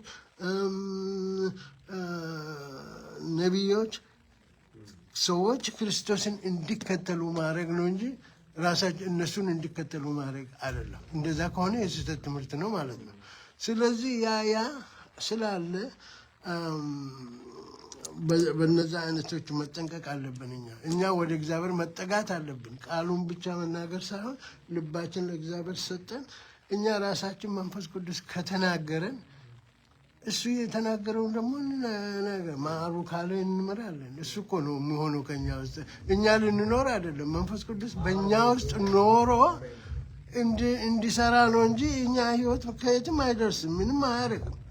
ያንን የእግዚአብሔር ፕሬዘንት መለመን ነው። ሙሴ ምን አለ? እግዚአብሔር ተቆጣና አንድ ጊዜ በቃ ሂዱ አለ፣ ግቡ፣ ለአብርሃም ለይስሐቅ የማልኩላቸውን መሬት እሰጣቸዋለሁ፣ በወተት የሚያፈሰውን ማር የሚያፈልቀውን ትወልዳላችሁ፣ ሂዱ ግቡ አለ እና መላእክት እሰጣቸዋለሁ አለ። ሙሴ ተከራከረ ከእግዚአብሔር ጋር። ያንተ ፕሬዘንት ከኛ ጋር ካልሄደ አትላከን። ይሄ ነው ቆራጥነት ማለት ነው። የእሱ ፕሬዘንት እንግዲህ በዛሬ ሲተረጎም ምንድን ነው? መንፈስ ቅዱስ በእኛ ውስጥ መሆን ማለት ነው። እሱ ፕሬዘንት ነው። አለበለዚያ ያለ እሱ ፕሬዘንት ማድረግ ማለት ነው። እና ይሄ ነው። ሌላ ደግሞ ምንድን ነው? ኮራ እሱ ሊቫይት ነው፣ የቄስ ዘር ነው፣ መሪ ነው ኮራ። እና ግን ስልጣን ነበሩ፣ መሪ ነው፣ የአንድ ግሩፕ መሪ ነው። ግን የሙሴን ስልጣን ፈለገ እና ሙሴ ምን አለ? አሁን እኮ ያዕቆብ ላይ ይሁዳ ላይ የሚነግረንን በፍቅር አድርጎ የሚለውን ሙሴ በፍቅር አደረገ እኮ። ኮራ ሄዶ አንተ ብቻ ነህ እንደ እኛም እግዚአብሔር ይናገረናል ብሎ ሲነግረው ኦኬ ላምፓችሁን ይዛችሁን ይዤ እሄዳለሁ ብሎ ሙሴ ምን አለ? በእግዚአብሔር ፊት ወደቀ። ኮራ ፊት አንተ ቆሻሻ፣ አንተ ምናምን ሂድ ከዚህ አንተ ደግሞ ብሎ ምናምን አላለም። እግዚአብሔር ፊት ወደቀ። እግዚአብሔርስ መልስ ሲሰጥ ምን አለ? ኮሚኒኬሽን አለ በእግዚአብሔርና በሰዎች መካከል። ምን አለ? ሙሴ ፈቅ በላለሁ። ሙሴ አንተ ፈቅ በል። ለምን ስሉ ግደለም ፈቅ በላለሁ። እሱ ፈቅ መሬቱ ተሰንጥቆ ሰዎቹን 250 ተበላ አይደለም። እና እንደዛ አይነት ነው። እነዛ አይነት ሰዎች ደግሞ ከጌታ ሙሴ በእግዚአብሔርና በእስራኤል መካከል የነበረ ሰው ነው። እሱን ሪሙቭ የሚያደርግ ማለት ነው። በአሁኑ ዘመን ደግሞ ክርስቶስን ከልብ የሚያነሱ ናቸው። እንደዛ አይነት ማለት ነው። ክርስቶስ በልባችሁ ውስጥ ተስሎ ነበር፣ ምን ተወሰደ ያልተባለም የኤፌሶን ይሄ ማለት ነው። እና እግዚአብሔርን ከልብ የሚያጠፉ እንደዛ አይነት ነገሮችን እነዛን መጠንቀቅ ነው። እኛ በክርስቶስ መጽናት፣ መንፈስ ቅዱስን ማሸት፣ ፍቃዱን ማሸት፣ አንድነቱን ማሸት ነው እንጂ ምንም የምንጣላው የምንዋጋው ምንም የለም። ብናደርግም በመንፈስ ቅዱስ ኃይል ነው። ጌታ ይባርካችሁ። ብዙ አሜን አሜን። ተባረክ። እንደው ስለ ባህሪ ባለፈው የነገረንን ቢደግምልንም ደስ ይለኛል። ላስቸግር እንደ ጭምቅ አድርገን ካላወጣን እንግዲህ ተባረክ። ወንድም ፍስሐ የሰማይ አምላክ ባርክ። በጣም ዲቴል የሆነ ጊዜ ወስደህ ተዘጋጅተህበት ነው ያስተማርከውና መድረክ ቢሆን ኖሮ ምንም ቃል መናገር የለብንም፣ ግን ጥናት ስለሆነ ነው። እግዚአብሔር ይመስገን። ይሁዳ በአንድ ገጽ ላይ ኦልሞስት በአንድ ገጽ ላይ ያለ ነገር ነው በብዛት ብታይ። ወሳኙ ግን ስፋት ሳይሆን በውስጥ ያለው የተያያዘ ያለው ይዘቱ ነው ወሳኙ፣ ኮንቴንት የሚለው። እግዚአብሔር ይመስገን። ይሁዳ ያው የክርስቶስ የጌታችን ወንድም ሆኖ ካሉት ወንድሞች ጋር እስከ ትንሣኤ ድረስ አላመኑበትም ይላል እና እንደም ራስን ግለጥ አሉት። በዮሐንስ ምዕራፍ 7 ከ2 ጀምሮ ስናነብስ ዓለም ሁሉ እስኪያውቅ መውጣት አለብህ እያሉ የሚሉ ናቸውና እንደ ተራ ወንድም ቆጥሮ ሊሆን ይችላል፣ ግን አምላክ ነው እሱ እና በኋላ ላይ ነው ስለ አምላክነቱ በጣም የሚገልጠው እና አድሬስ ሲያደርግ ለማን ነው ሲባል ለተጠሩት ይላል። ነጠላ ሰረዝ በእግዚአብሔር አብ ለተወደዱትና በኢየሱስ ክርስቶስ ለተጠበቁት ይላል። በትክክል ነው የሚያስቀምጥ። ለተጠሩ ሲባል ተጠርተን ያለን በእግዚአብሔር አብ ለተወደደን ለቤተ ክርስቲያን ለተጠበቁት ለኛ ለሁላችንም ይሄንን ታላቅ መልእክቱን ያስተላለፈውና እግዚአብሔርን እጅግ አድርገን እናመሰግናለን። ቀጥሎ ደግሞ ከረጅም ጊዜ በፊት ለዚህ ፍርድ የተጻፉ አንዳንድ ሰዎች ሾልኮ ወደ እናንተ ገብተዋልና እነርሱ ፈሪሃ እግዚአብሔር የሌላቸው አምላካችን ጸጋ በርኩስነት የሚለውጡ እርሱ ብቻ ይላል። ያ ጸጋን አቢዩዝ የሚያደርጉ በቃ ጸጋ አለ ብሎ እንደፈለገ የሚሰሩ የፈለጉትን የሚናገሩት የፈለጉትን የሚያደርጉት እንደሚመጡ ለቤተ ክርስቲያን ጻፈ ከማስጠንቀቂያ ጋር። ወንድም የሚያለው ሶስት በብዛት ያለው ሶስቶቹን አይተናል። በነጠላ ደግሞ ሶስቶቹን አይተናል። ዋናው ገንዘብ፣ ስልጣን እና ታዋቂነት በእነኚህ ላይ የተመሰረቱትን ነው ያሳየውና በባህሪያቸውን ደግሞ በሁለተኛ ጴጥሮስም በሌሎችም ሐዋርያ ዮሐንስ በመልእክቱም ስለ ሐሰተኞችና ስለዚህ ስላሉ በቤተ ክርስቲያን ውስጥ ስላሉት በደንብ ይናገራል እና ለጥንቃቄ እስከ ፍጻሜ ድረስ አብሮ ያሉ ናቸው። ይህንን በአንድ ዘመን ሆኖ ተፈጽሞ የሄደ ነገር አይደለም። ዛሬም ያለ ነው፣ ወደፊት የሚኖር ነው። ቤተ ክርስቲያን በምድር እስካለች ድረስ ለልባቸው፣ ለምኞታቸው፣ ለፈቃዳቸው የሚኖሩ እግዚአብሔርን ቃል ለመግቢያ የሚጠቀሙ የኢየሱስንም ስም ለመግቢያ ለመጠቀሚያነት ብቻ የሚያነሱ ይኖራሉ ነው እና ስለዚህ ለጥንቃቄ ነው። ከዛ በኋላ ወንድሜ በ17 ጀምሮ ባስተማረው ጸንቶ ስለመቆም የቀረበ ጥሪ የሚል ነው እና መጽሐፍ ቅዱሳችን ሁልጊዜ የሚነግረን ምንድን ነው? አንተ ለራስህ እንዳትወርቅ ተጠንቀቅ ነው። ለራስህና ለትምህርት ተጠንቀቅ የሚል ቃል አለ። ይህንን ነው ቅድም ደጋግሞ ያስተምረን ነበረው። ሁለተኛ ሀሳብ ደግሞ ለወንድም ለእህት መጠንቀቅ እንዳለብን ነው። እንደዚህ ነው የሚለው እና በጣም መጠንቀቅ አለብን። ለወንድሞቻችን ለእህቶቻችን እውነቱ ሳይገባቸው እንዳይወሰዱ በግማሽ እውነት ባዶ እጁን ስለማይመጣ ነጥቆ እንዳይሄድ እነሱን በእግዚአብሔር ቃል መሰረት ማስተማር መርዳት ያስፈልጋል ነው። ሌላኛው ሀሳብ ደግሞ ፈራጆች አይደለንም። መፍረድ የኛ አይደለም። ማስተካከል መምከር የኛ ነው። ለተጠራጣሪ መጨረሻ ላይ 22 ላይ ተጠራጣሪ ለሆኑት ራሩላቸው፣ ርህራሄ ያስፈልጋል የሚል ነው ያተኮረው ወንድሜ። አንዳንዶቹን ከእሳት ነጥቃቸው አድኗቸው። በሞኝነት ሳያውቁ የሚሄዱትን መልእክታችን ነው የሚሆነው ዛሬ እና የርህራሄ የማስተማር አለመፍረድ ራስን መጠበቅና ሌሎችን ቅድም በሕፃንና በአባትና በልጅ ያደረገው ነገር ላይ ጥሩ ነገር ነው። እግዚአብሔር ነጥቆ ማውጣት ያስፈልጋል። ከዛ ደግሞ መጨረሻ ላይ ያለው ይሁዳ ማለት የስሙ ትርጉም ምስጋና ነው አይደለም? ምስጋና ያቅበታል። ምስጋና በደንብ ያውቃል። ይሁዳ ማለት ምስጋና አመስጋኝ ምስጋናም ነው እና እንዳትወድቁ ለሚጠብቃችሁ ይላል። እምራራ እንዳንወድቅ የሚጠብቅ ብንደክም የሚያበረታ ቁጥር 4 እንዳትወድቁ ለሚጠብቃችሁና ያለ ነቀፋና በደስታ በክብሩ ፊት ሊያቀርባችሁ ለሚቻለው ይላል። የሚገርም ነው። እግዚአብሔር ዓላማ ሁሉ ገፍቶ አይደለም። ይሄን የረከሰው ነው። በዘካርያስም እንዳየን በአብ ፊት ለማቅረብ የክርስቶስ ኢየሱስ አጀንዳ ነው። አማኞችን የትልቅ ተስፋ ነው። ምንም በስጋ ስናይ የወደቅን ከሰው ጋር ራሳችን እናወዳድራለን። ስራችን ሲመዘር የለም። ግን እግዚአብሔር ወልድ ደሙን ነው የሚያየው። ስለዚህ የሚያቀርበው የከበረ ልብስ ለብሰ ነው።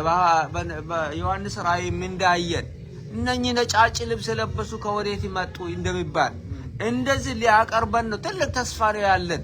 ስለዚህ ይህ ተስፋ ደስ ሊያሰኝ ይችላልና ሊያቀርብ ለሚችል ለእርሱ ብቻውን አዳኛችን ለሆነ አምላክ በጌታችን በኢየሱስ ክርስቶስ በኩል ከዘመናት ሁሉ በፊት አሁንና እስከ ዘላለም ድረስ ክብር፣ ግርማ፣ ኃይልና ስልጣን ይሁንላል። አመስጋኝ እንደዚህ ነው። ስለዚህ ፍጻሜያችን የደከመ አይደለም፣ እንዲሁ የኮሰመነ አይደለም፣ ኮስማና አይደለም። ጌታ ዓላማው በራሱ እቅድና በራሱ ሚዛን ክቡር አድርጎ ልብሳችን ቀይሮ ሊያቀርብ ነው ያዘጋጀውና እግዚአብሔር አምላካችን የተመሰገነም። ለዚህ ምክር መጣ። ቤተክርስቲያን ኃላፊነት አለ፣ የራሳችን ኃላፊነት አለ፣ የእያንዳንዳችን ማለት ነው። ፍጻሜያችን ደግሞ ያማረ ይሆናል ማለት ነው። መድረክ ላይ ቢሆን ኖሮ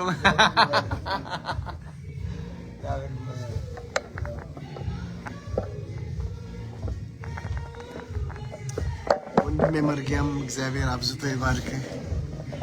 ሁላችሁም እግዚአብሔር አብዝቶ ይባርካችሁ። ታፍዬ ጸሎት ታደርግልንና እንግባ።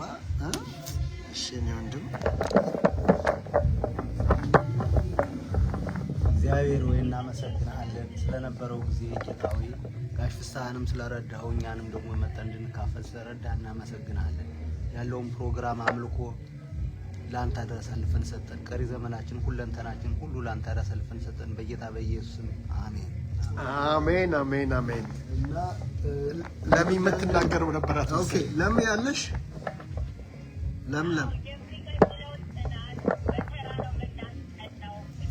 አዎ በተራ ነው የምናጠናው ነው የምትለው። አዎ እሺ። ስለዚህ የትኛውን ክፍል እንድናጠና ትፈልጋላችሁ? ከማቴዎስ ጀምር ወይስ ሌላ ሀሳብ ያለው አለ? አሁን ነው የምትፈልጊው መልሱን ወይስ እናስብበት? ኔክስት ዊክ ምንድን ነው የምናደርገው? እኔ እንግዲህ ይሄንን ሪቫይዝ ብታደርግልን እኔ አጠገብኩ።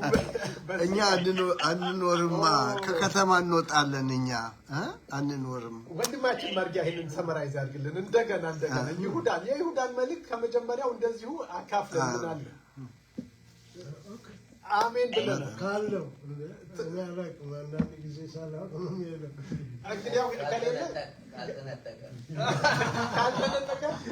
ዶክተር መለስ ያግዘናል ማለት ነው። ዶክተር በቃ እንደዚሁ በቃ ግሩም ነው። ዶክተር መለስ ያጠቃልለዋል። እግዚአብሔር አብዝቶ ይባርካችሁ። እዚህ ላይ ጨርሰናል። ሳሚ ተባረክ። በጣም ለምለም እግዚአብሔር ይባርክሽ። ዶክተር መለስ ያጠቃልላል። እኔ ልቤ አሞጽ ላይ ነው ያለው። እንግዲህ እኔ አዎ እኔ ግን መልሽ ሌሎች ደግሞ እድል እንስጥ። አዎ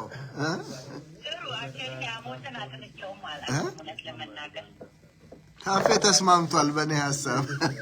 ዶክተር መለስ ተስማምቷል። ሁላችንም በአንድ ልብ በመንፈስ ቅዱስ ተስማምተናል። መርጊያም እንዲህ እያለ ነው። አይቱም እንዲሁ ጎሽ ትልቅ ሰው ነው። እንደ ጥሩ ነው። ኢሳያስም ትላለች ታዩ የኢሳያስ ትላለች። ረዘመ 66 ነው እንደ መጽሐፍ ቅዱስ 66 ምዕራፍ ነው ያለው። መጽሐፍ ቅዱስም 66 መጽሐፍ ነው። ኢሳያስ የሚገርም ነው። እሺ የመስመር ቅዱስ የፌስቡክ ወንድሞች እህቶች እግዚአብሔር ይባርካችሁ። ዛሬ ብዙ ሰዎች እየታዩኝ ነው ያለውና በጣም ደስ የሚል ጊዜ አሳልፈናል። አሁን እንደው በመጨረሻ ለሁላችንም ለኔም ይሆናል የምለውን ቃል ለማካፈል ነው የፈለኩት። በእውነቱ እንደዚሁ ዝም ብሎ የምንማረው በሙሉ ለፍሬ የሚያፈራ ነው፣ ለፍሬ ነው። የምንወደውን ቃል እንደገና ላካፍል በማለት ነው። ማንም በዚህ በፌስቡክም የሚከታተል ወንድም በቅርብ በሩቅ ያለው ሁሉ እንደዚህ ይላል የእግዚአብሔር ቃል። ሕይወትን ሊወድ መልካሞችንም ቀኖች ሊያይ የሚፈልግ ሰው መላሱን ከክፉ ከንፈሮቹንም ተንኮልን ከመናገር ይከልክል። ከክፉ ፈቀቅ ይበል፣ መልካምንም ያድርግ፣ ሰላምንም ይሻ ይከተለውም። የጌታ ዓይኖች ወደ ጻድቃን ናቸውና ጆሮቹም ለጸሎታቸው ተከፍተዋል። የጌታ ፊት ግን ክፉ ነገርን በሚያደርጉ ላይ ነው ይላል። እዚህ ላይ ቆንጆ በጣም የምወደው ነገር በቃ ራሳችንን ጠብቀን ለእግዚአብሔር ራሳችንን እናስገዛ ነው። ተባረኩ። እንኳን ተከታተላችሁን፣ አትርፋችኋል። የተጎዳ የለም። ይሄንን ቃል በመስማት ክብር ሁሉ ለእግዚአብሔር ይሁን። ሀሳብ አስተያየት ካላችሁ ኮሜንት ላይ መናገር ትችላላችሁ። ተባረኩ።